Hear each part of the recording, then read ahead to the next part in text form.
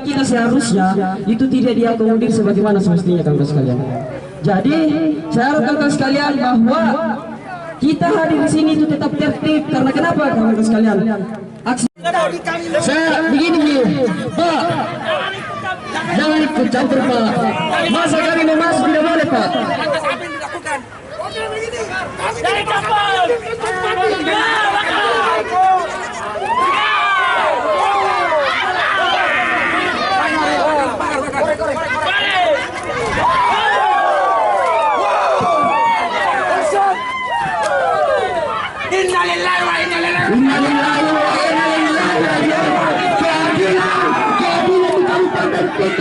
Kabupaten Pinang itu kemudian tidak menurut kita sebagaimana apa yang kita harapkan, kawan-kawan sekalian.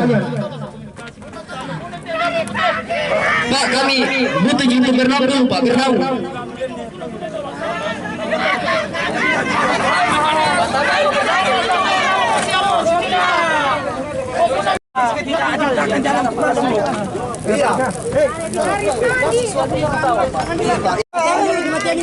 Matanya dulu tuh.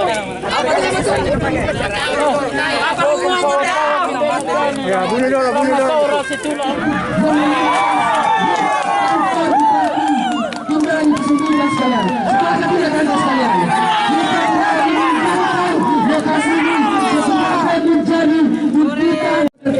Betul tidak, kawan-kawan sekalian? Apa yang menjadi pergerakan kita hari ini itu adalah bentuk bahwa kita kawan-kawan sekalian. Jadi mungkin dari peserta yang menyampaikan sepertinya susah. Saya sampaikan kepada kawan-kawan bahwasanya kita mengumpulkan kami Allah yang berangkat kawan-kawan sekalian. Jadi apa kemudian? Ya kan, kalau saya tidak salah di Cakung itu kurang lebih 40 kakak, 30 rumah. Yang dihitung untuk dijadikan ruas kabupaten adalah lalu lintas harian rata-rata. Seberapa besar lalu lintas harian rata-rata yang harus lewat ke situ? Yang pertama. Yang kedua adalah saya sudah sampaikan tadi bahwa ruas jalan kabupaten yang menjadi kewenangan kabupaten di atas ada 5 ruas, Pak. Bakarubaseang, Jambu Pasaparang. Yang ketiga baru Putih Pulu. Yang keempat adalah Paleleng Cakung. Itu adalah kewenangan yang ada di SK Bupati, Pak. SK Jalan Bupati ada, jelas. Ada 290 ruas yang menjadi kewenangan pemerintah daerah untuk penanganan jalan. Berarti yang dari Endekan Desa Talubamba ini tidak termasuk. Masyarakat di sini juga perlu protes semua. Kenapa sampai sekarang tidak ada, Pak? Karena gini tadi masalahnya, sebentar ya, jangan dulu potong ya. Jadi begini masalahnya, kita kan sudah tahu bahwa 2 tahun anggaran ini mulai 2020 terpangkas terus karena COVID kemarin. Kemudian sampai sekarang ini, sedangkan yang ada di APBD pokok ada 100 miliar di situ, kita tidak bisa eksekusi tahun ini karena tidak ada pinjaman itu yang kita rencanakan. tanya, Pak, sebelum corona, nah ini sudah bulan tahun diberhentikan.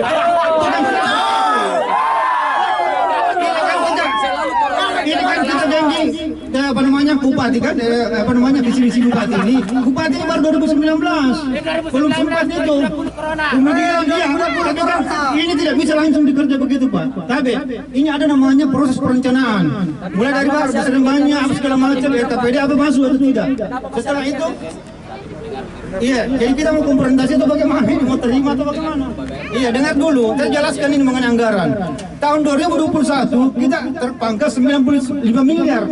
Bayangkan itu. Sedangkan yang ada sekarang di APBD pokok seperti Galiang yang memang poros inti ini, poros utama, itu tidak sempat lagi dibangun pada sudah ada di APBD. Bayangkan kalau seperti itu. Kita sudah rencanakan. Jadi bukan cuma Cakung saja yang memang seperti ini. Di mana-mana juga jalan-jalan kita di Pindrang yang memang dianggap bahwa ini sangat strategis.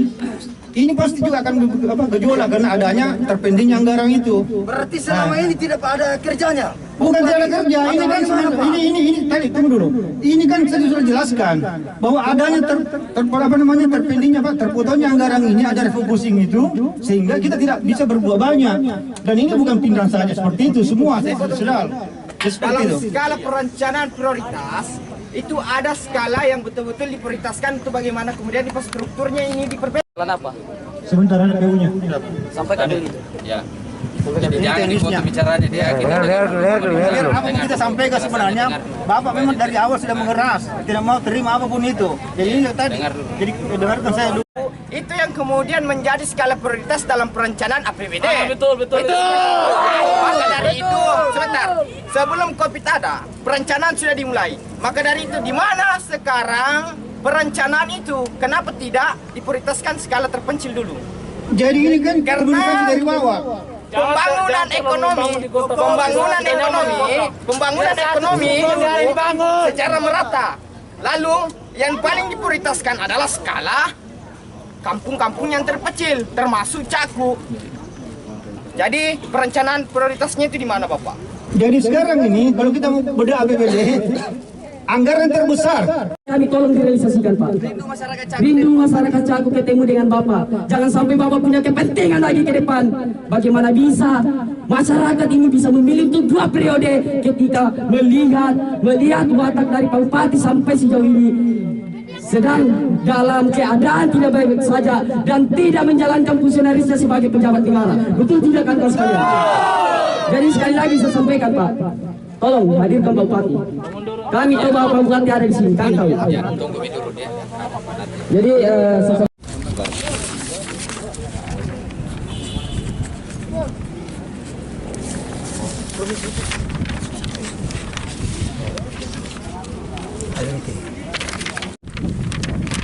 Ano pelupin, makurang pelupin Kita lawan.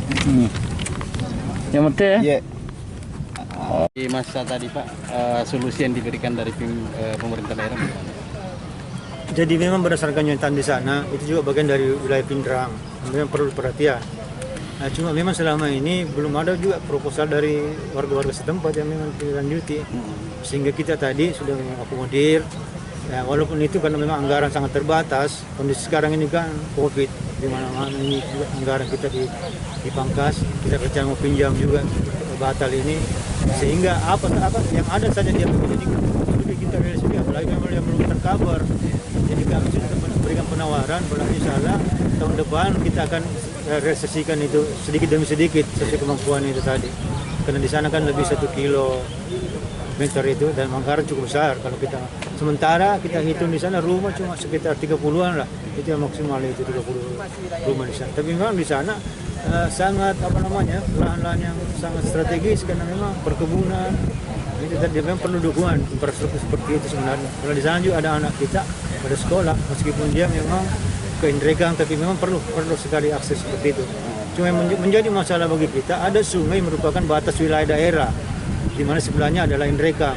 Dan dari sungai itu ke jalan Indrekang ini juga belum jelas statusnya. Jadi biar kita kerja di Pindrang misalnya, yang menjadi masalah ke depan ini ya status di Indrekang ini pasti diabaikan di sana, bahwa ini kan dimanfaatkan adalah warga Pindrang. Jadi insya Allah kita juga akan mau melakukan negosiasi dengan pemerintah Indrekang. Kemudian juga kalau bisa kedua-duanya ini serahkan ke provinsi kembali, karena ini kan namanya jalan penghubung provinsi ini sebenarnya. Meskipun itu di desa di situ, dia perbatasan antara Indrekang Pindrang. Jadi kita mau sementara ini akan melakukan itu tadi, mengusulkan untuk dijadikan, kalau memungkinkan untuk dijadikan jalan provinsi, sehingga jembatan juga bisa dibangun. Saya kira seperti itu. Kira-kira dalam tahun ini bisa terrealisasi? Saya kira tidak memungkinkan kalau tahun ini. Kenapa? Karena kita kan saya sudah jelaskan tadi di mana bahwa anggaran APBD pokok saja yang nyata ada di dalam ini kita tidak bisa realisasikan karena pinjaman itu tidak realisasi. Nah, kedua, ini pun juga kita baru mau usulkan, belum ada masuk di dalam tahapan-tahapan perencanaan. Jadi alangkah janggalnya nanti kalau tiba-tiba apapun itu langsung dikerjakan, tidak ada pendukung-pendukung ini perencanaannya. Misalnya musliman desa, musliman kecamatan, kemudian masuk di RKPD, OPD-nya, atas KPD-nya. Ini belum tercover sama sekali. Jadi seperti itu. Berarti masih sulit untuk dianggarkan ya Pak? Iya, masih sulit untuk sekarang ini. Karena kan fenomenanya masyarakat itu pada saat demo langsung mau direalisasi. Kan tidak, pada ada aturan. Kalau kita ya di mana, pasti kita resikonya besar sekali. Jadi tetap itu tadi tahun ini kita proses dalam perencanaan Mudah-mudahan ada anggaran nanti juga tahun 2022 itu kita bisa alokasikan ke sana, tapi bertahap. Itu tadi intinya bertahap tadi itu sesuai dengan kemampuan anggaran yang ada. Karena tentu kita kegiatan yang ada di APBD pokok 2021 dulu nanti dimasukkan di 2022.